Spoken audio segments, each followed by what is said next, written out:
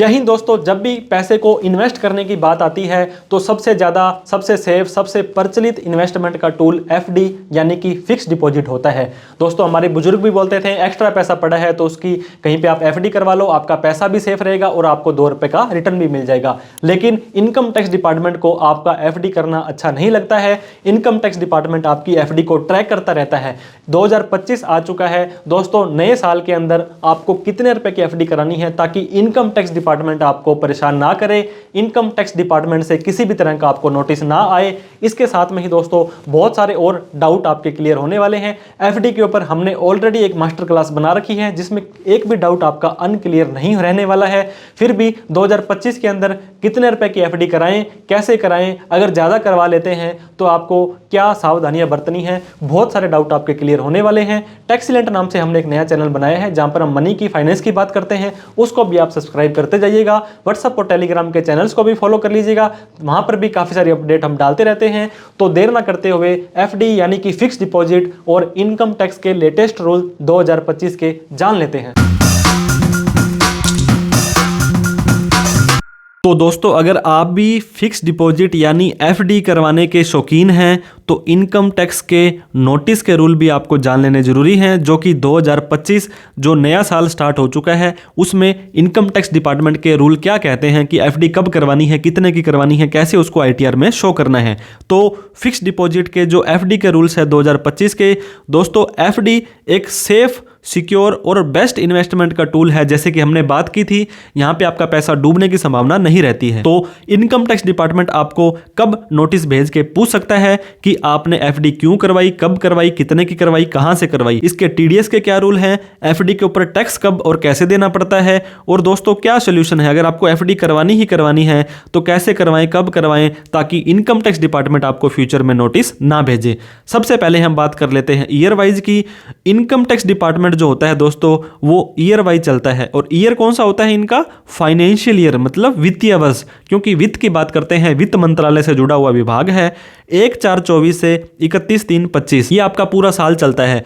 और जो calendar year होता है दोस्तों 1 जनवरी से लेकर के 31 दिसंबर तक चलता है। तो इनकम टैक्स डिपार्टमेंट वाले इस साल को नहीं मानते हैं, वो मानते हैं आपके अप्रैल से लेकर के मार्च वाले साल को। तो फाइनेंशियल ईयर अभी 24-25 चल रहा है, असेसमेंट ईयर 25-26 चल रहा है। तो जो भी आपको लिमिट देखनी है नोटिस की, इनकम की, टैक्स की, वो आपको फाइनेंशियल ईयर वाइज देखनी है। मतलब इस 24-25 के अंदर आपने क्या क्या ट्रांजैक्शंस कैसे कैसे करने हैं उनको आपको ध्यान देना है। अब मैं बात कर लेता हूं एसएफटी की, स्टेटमेंट ऑफ फाइनेंशियल ट्रांजैक्शंस। दोस्तों इंडिया के अंदर आपको पता होगा 144 करोड़ लोगों की आबादी है। इसके अंदर से आधे लोग भी मान ले 50 करोड़, उससे भी आधे मान लो 25 करोड़ लोग भी अगर अपनी एफडी कराते हैं। आपको पता होगा हर घर में हर व्यक्ति एफडी तो करवाता ही करवाता है। हमारे बुजुर्ग, माता पिता, किसी को भी आप देख लेना, कोई ऑप्शन नहीं है तो एफडी का ऑप्शन होता है। तो इनकम टैक्स डिपार्टमेंट ट्रैक नहीं कर सकता है हर एक व्यक्ति को। दोस्तों आपने 1 लाख की, आपने 50,000 की, आपने 2 लाख की एफडी कराई, तो इनकम टैक्स डिपार्टमेंट वालों को इतना कहां टाइम पड़ा है। आपको यह भी पता होगा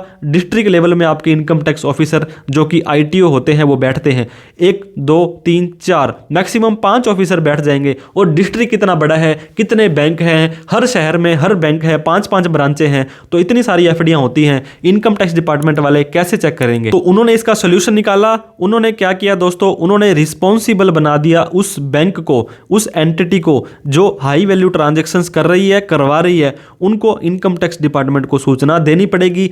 कब देनी पड़ेगी, कैसे देनी पड़ेगी, उसके बारे में हम जान लेंगे। तो जो बैंक है, क्योंकि आपको दोस्तों जो एफडी करवाएंगे वो कहाँ करवाएंगे, उस बैंक में ही करवाएंगे या स्मॉल फाइनेंस बैंक में करवाएंगे, पेमेंट बैंक में करवाएंगे, ये एक रिपोर्टिंग एंटिटी है। और इनकम टैक्स डिपार्टमेंट ने इसको जिम्मेदारी लगा दी, भाई साहब आप हमें बताएंगे कि कौन व्यक्ति कितने की कब एफडी करवा रहा है। तो दोस्तों कोई भी ट्रांजैक्शंस की रिपोर्ट हुई है एंटिटी के द्वारा, तो ऐसा नहीं है कि उस बैंक ने इनकम टैक्स डिपार्टमेंट वालों को सूचना दे दी और आपको कुछ पता ही नहीं लगा। ऐसा नहीं होगा दोस्तों, ये सेम की सेम सूचना आपके भी इनकम टैक्स पोर्टल पर अगर आप लॉगिन करते हैं, लॉगिन कैसे करना है और कैसे चेक करना है इसके ऊपर ऑलरेडी डिटेल में हमने वीडियो बना रखी है। AIS, TIS और फॉर्म 26S, ये 3 खतरनाक फॉर्म है दोस्तों। यहां पर जो भी रिपोर्ट वो बैंक वाले इनकम टैक्स डिपार्टमेंट को देंगे वो साथ के साथ में आपके भी रिफ्लेक्ट हो जाने वाली है। हालांकि मैं आपको बताना चाहता हूं, जब भी आप मान लीजिए 31/3/2025 को आपने साल खत्म हुआ और 1 अप्रैल 2025 से ही आपकी आईटीआर स्टार्ट हो जाएगी और आपने तो 1 अप्रैल को ही अपनी आईटीआर भर दी, लेकिन एसएफटी की एक ड्यू डेट भी होती है दोस्तों, वो है मान लीजिए 31 मई 2025।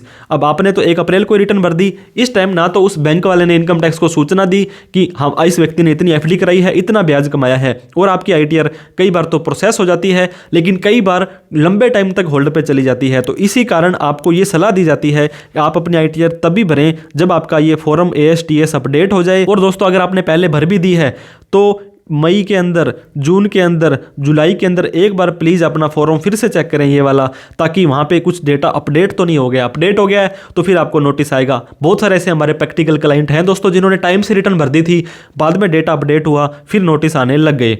अब टीडीएस की एक बार बात करना चाहूँगा दोस्तों मैं नोटिस लाने से पहले, कि टैक्स डिडक्टेड एट सोर्स, कि टैक्स वैसे तो आपको खुद को चल के भरना होता है, लेकिन वो जो बैंक की ड्यूटी लगाई है वो सिर्फ और सिर्फ उसको सूचना देने की नहीं लगाई है, उसको टैक्स भी काटना पड़ेगा। सोर्स का मतलब जहां पे आपको कमाई हो रही है। दोस्तों जब भी आप एफडी कराएंगे तो इसमें आपको क्या कमाई होगी, इसमें सिर्फ और सिर्फ आपको इंटरेस्ट की कमाई होगी। जब भी आपको इंटरेस्ट देगा वो बैंक एक पैन कार्ड में, एक फाइनेंशियल ईयर में अगर एफडी का ब्याज 40,000 रुपये से ज़्यादा का देता है नॉर्मल व्यक्ति कौन होता है, जिसकी उम्र 60 साल से कम है, और सीनियर सिटीजन जिसकी उम्र 60 साल से ज़्यादा है उसके लिए ये 50,000 रुपये है। तो टीडीएस काटा जाएगा 10%। अब इसका क्या मतलब हुआ दोस्तों, मान लीजिए 10 लाख रुपए की एफडी आपने कराई थी और उसके ऊपर आपका 8% के हिसाब से ब्याज था, तो 80,000 रुपये का ब्याज आपको एक साल में मिल जाएगा। ये देखिए 40 से तो ज़्यादा चला गया। एक फाइनेंशियल ईयर भी बताया था, एक ही बैंक में कराई आपने, और आपका पैन कार्ड भी एक है।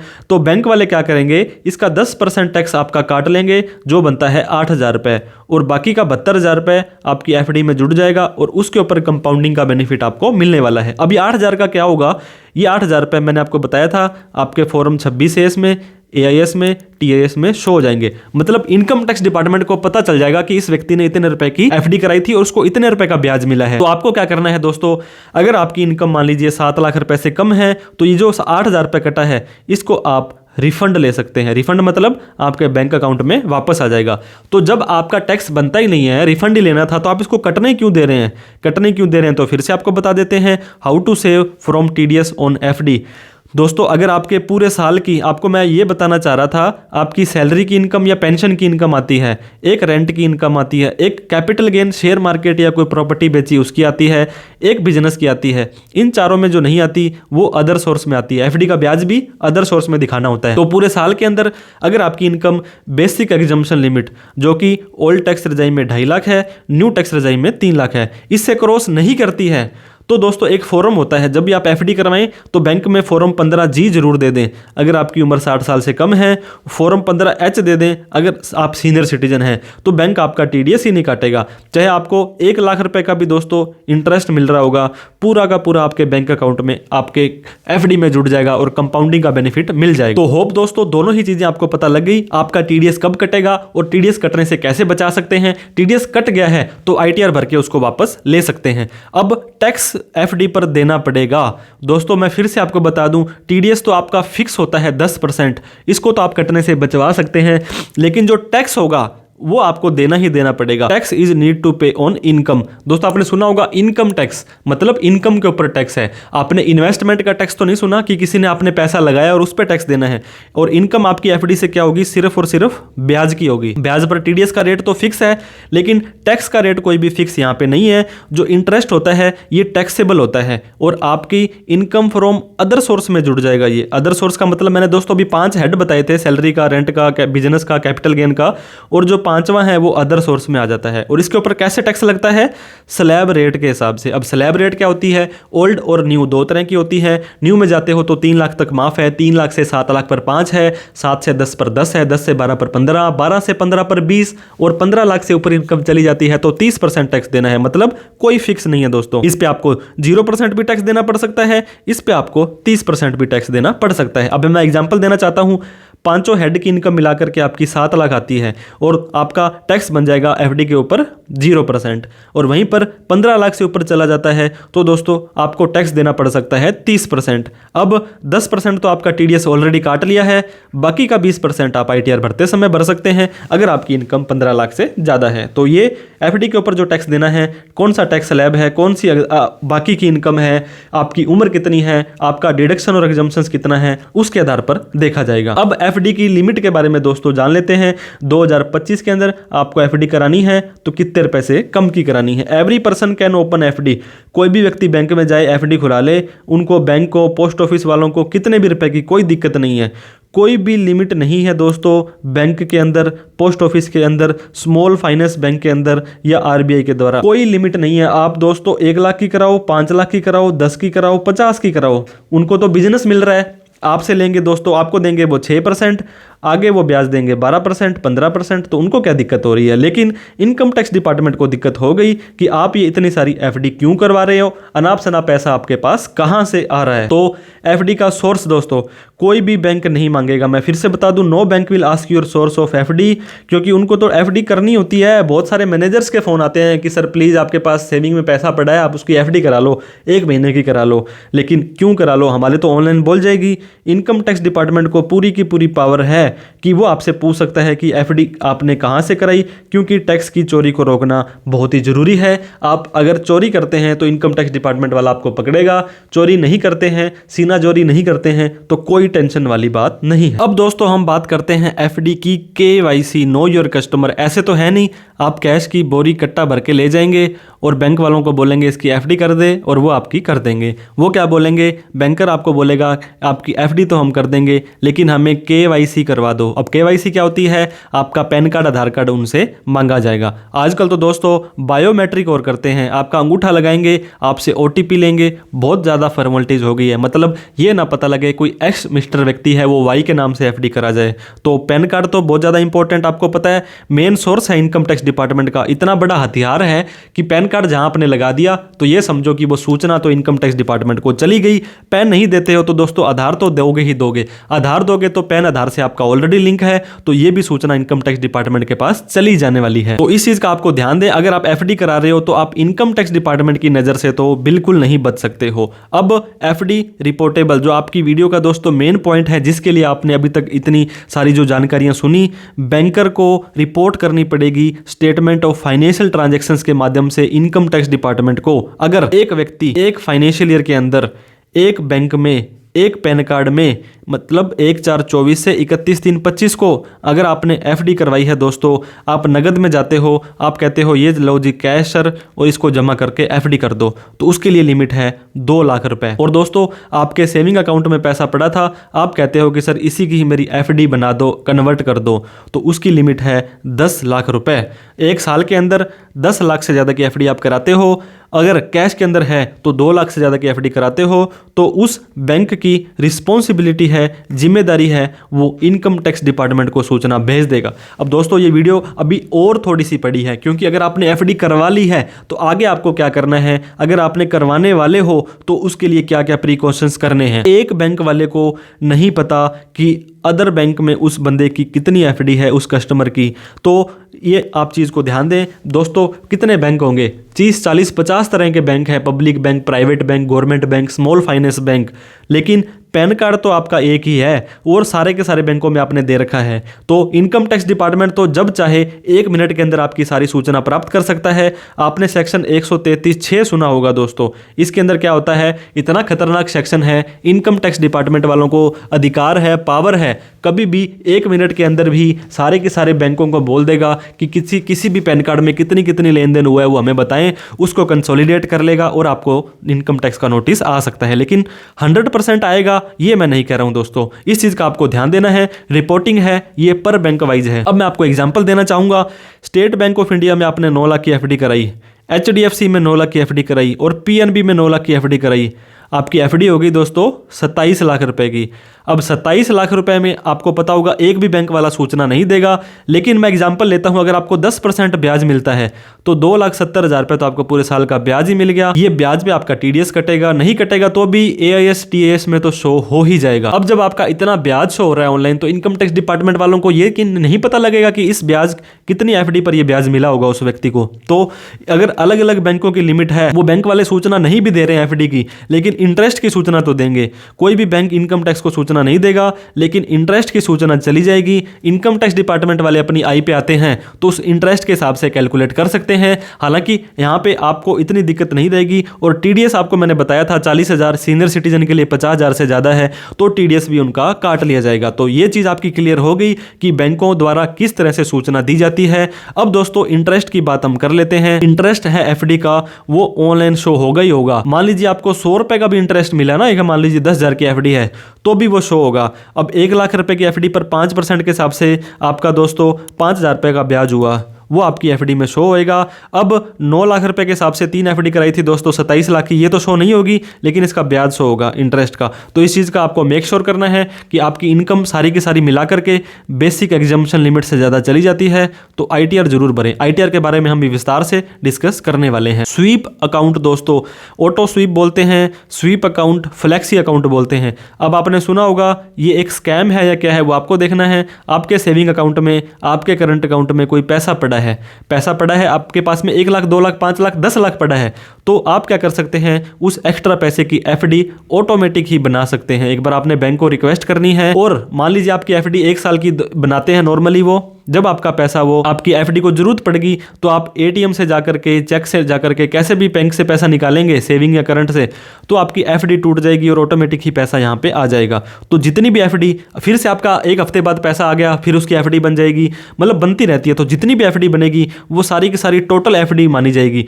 और इनकम टैक्स डिपार्टमेंट आपसे ये सारी की सारी एफडी का सोर्स पूछ सकता है, क्योंकि आपके बैंक से ही एफडी बनी है, पैसा टूट रहा है, वापस आ रहा है, टूट रहा है, वापस आ रही है एफडी, तो ये आपके लिए जस्टिफाई हो जाने वाला है। अब ये देख सकते हैं Punjab national bank purchase of time deposit SFT 005 है, क्रेडिट कार्ड की SFT 006 होती है।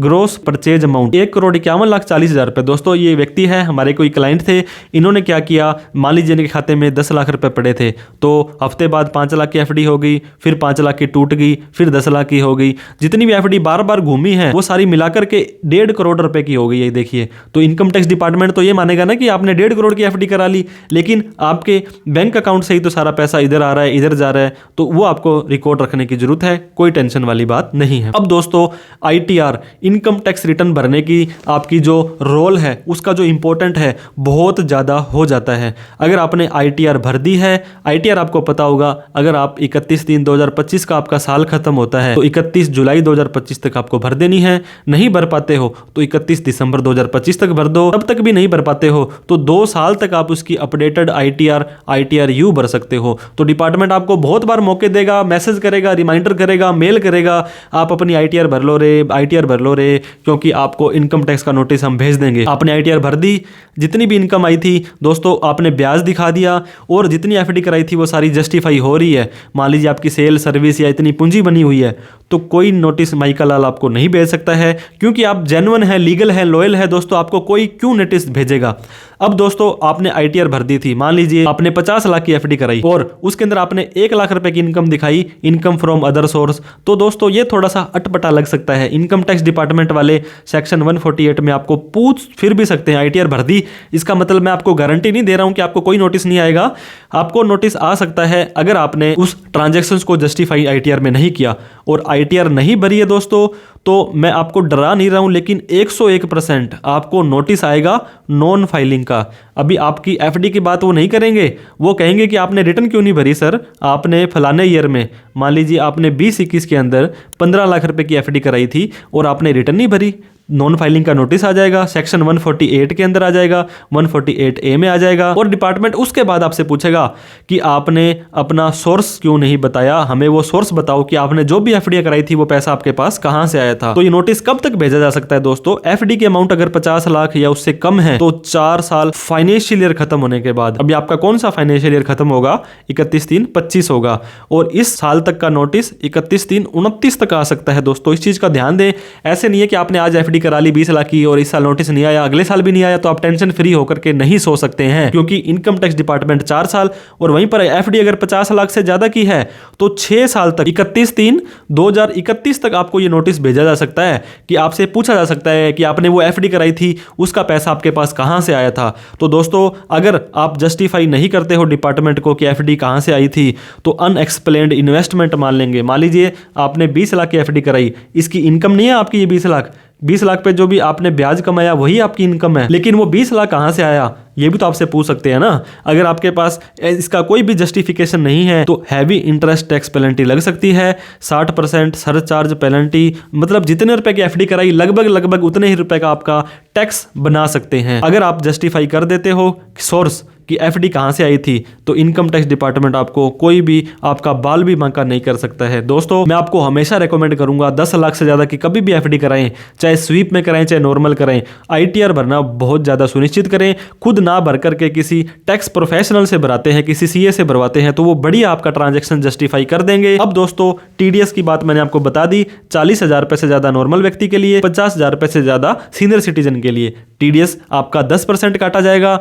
मान लीजिए 10 लाख की एफडी है, 8% का था, 80,000 रुपए ब्याज आ गया, तो 80,000 में से 8,000 काट करके 72,000 रुपए एफडी में जुड़ेगा, और कटा हुआ 8,000 रुपए आपके ऑनलाइन शो हो जाएगा। आईटीआर भर के आप इसको रिफंड ले सकते हो। तो कैसे आप सेव कर सकते हो मैंने आपको बता दिया। अगर आपकी टैक्सेबल लिमिट से कम इनकम है तो आप उनको ये बोलो ना कि सर आप मेरा काट रहे हो, फिर मैं रिटर्न भरूंगा, मैं वापस लूंगा, ये लो मेरा फॉर्म जी 15G और 15H, इन दोनों में से नॉर्मल व्यक्ति 60 साल से कम वालों के लिए, 60 साल से ज्यादा वालों के लिए, और उनको बोलो मेरा टीडीएस मत काटें सर, क्योंकि मुझे वापस नहीं लेना है इसको बार बार रिफंड करके। और टैक्स कैसे देना पड़ेगा एफडी को? दोस्तों एफडी आपकी प्रिंसिपल है। मान लीजिए 10 लाख की एफडी कराई, तो इस 10 लाख पे कोई भी टैक्स आपको नहीं देना है, क्योंकि खुद का पैसा है, इस पे कोई टैक्स नहीं है। और एफडी का जो ब्याज है वही तो आपकी इनकम है ना, वो भी टैक्सेबल इनकम है, उसको स्लैब रेट के हिसाब से टैक्स देना है। तो ये इंटरेस्ट की इनकम, बाकी सब इनकम मिलाकर के अगर आपकी 7 लाख रुपए तक आती है न्यू टैक्स रेजाइम में, तो 0 टैक्स है, और 15 से ऊपर चली गई तो 30% टैक्स है। तो मतलब कोई भी फिक्स एफडी के ऊपर टैक्स आपको नहीं लगता है, आपकी बाकी इनकम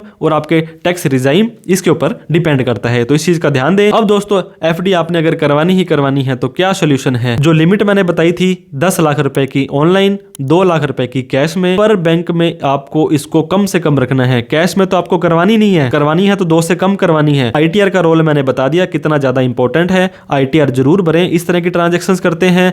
और कोई और कंप्लायंस है दोस्तों, GST, PF, food license, import export code, संस्था आधार नंबर, एमएसएमई, जो भी रजिस्ट्रेशन आपकी बिजनेस ट्रांजैक्शंस के हिसाब से हैं उनको भी आप जरूर फॉलो करें। दोस्तों keep record of FD made.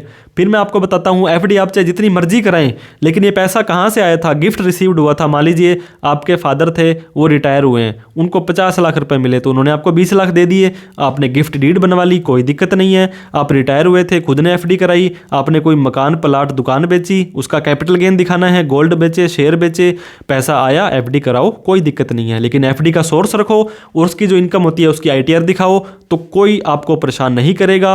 Unnecessary transactions दोस्तों, यूपीआई आपको पता है आजकल जी का जंजाल बन गया है। 10 रुपए की पेमेंट करनी हो तो भी यूपीआई करते हो, यूपीआई को अवॉइड करना है। एआईएस, टीआईएस और 26S रेगुलरली चेक करना ही करना है, लेकिन 31 मई 2025 के बाद मई, जून, जुलाई, इन तीनों महीनों में तो जरूर चेक करना है। आईटीआर उसके हिसाब से भरनी है। जितना आपका टैक्स बनता है दोस्तों वो सरकार को दें, लीगल रहें, लॉयल रहें, टेंशन फ्री रहें। इन्हीं शुभकामनाओं के साथ बहुत बहुत धन्यवाद। वीडियो अच्छी लगी हो तो लाइक करें, बड़े ही मेहनत से बनाते हैं दोस्तों। अभी तक हमें सब्सक्राइब नहीं किया तो प्लीज कर लें।